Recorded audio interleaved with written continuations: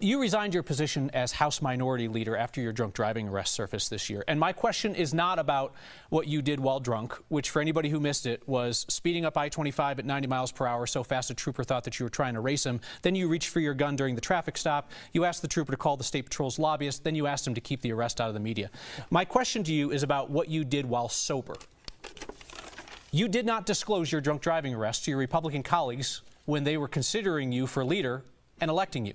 Yeah. What does that tell voters about your judgment? Well, thank you, Kyle, for that. I mean, Is it a mistake not to tell your colleagues when they were considering you for leader, knowing that you had something so big and embarrassing in your recent past? Yeah, I don't think so. I mean, this happened too. That was about the softest reference that he could have made, but do you want to talk about the theater thing? Sure. So, Kyle, I certainly have owned up to my night out in Denver. Go back to my legislative record for just a second. We're not going to do that. You had plenty of time to answer the question. You chose not to. Sure. That's fine. I just want to make sure. I'll have more time. You have Don't apologized for the theater incident. I certainly have. And I just want to make sure. Did you apologize for the behavior that went on with you and your date or the vaping, Kyle, or did you apologize for lying to voters about what you did that night and the disrespect that you showed to service workers that night? What specifically were you apologizing for? I don't believe getting footage and releasing that. And people seeing this in a very private moment. Certainly. It was very important to figure out whether you Kyle, were telling the truth you just had or an whether a interview public recently with agency was CityCast lying about your Denver. conduct. You just Either had way was an very interview with important for CityCast folks Denver, to and you were find saying out. how disgusting it is to record someone without their knowledge.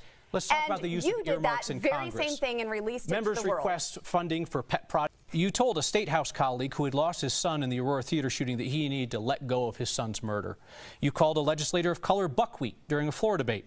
You suggested that people with disabilities are like people who took the risk of running with the bulls in Pamplona. And you suggested that Ms. Boebert dresses like a prostitute. Do you regret saying any of those things? And why do you talk to people like that? Cal, when we had that. But I don't want to talk about that. Let me tell you what I want to talk about. Well, actually, no, this isn't free swim. I ask a question, you answer. Please allow me to finish. Let me just ask you. The question was, do you regret saying any of those things? And why do you speak to people that way? Do you regret saying that Ms. Boebert, a sitting congresswoman, dresses like a prostitute? So don't dress for half the tour for the whole tour. Especially at the theater, right? You're really happy with those options, aren't you, ma'am? Those were awesome. Thank you, Mr. Holdorf.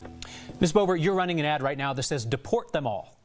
That would be an enormous, unprecedented government action. So if you would please describe in detail how you see mass deportation playing out in the cities and towns of the 4th Congressional District, and include, if you would, who you think should be doing the rounding up, where folks would be detained before they're deported, and so forth.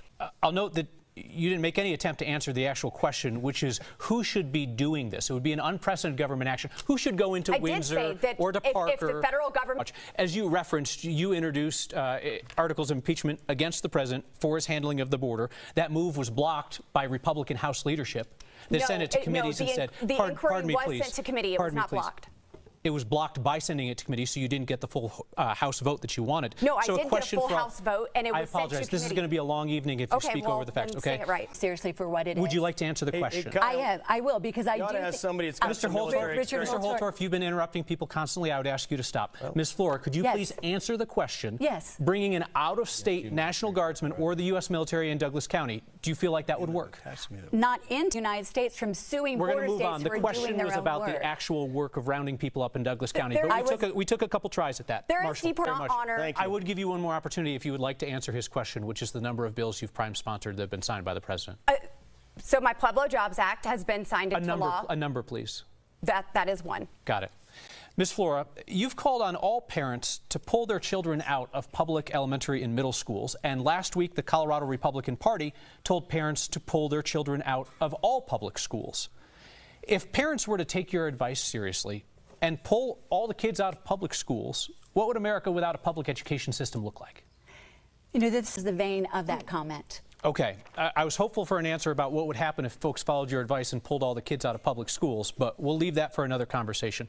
Mr. Lynch, yes. I want to ask a follow-up question on the issue of earmarks. Ms. Boebert, you've repeatedly taken credit for projects in Colorado that you asked for funding for, but then you voted against the bill in the end. Bridge over the Roaring Fork River in Glenwood Springs, water treatment plant in Gunnison, I-70 interchange in Grand Junction.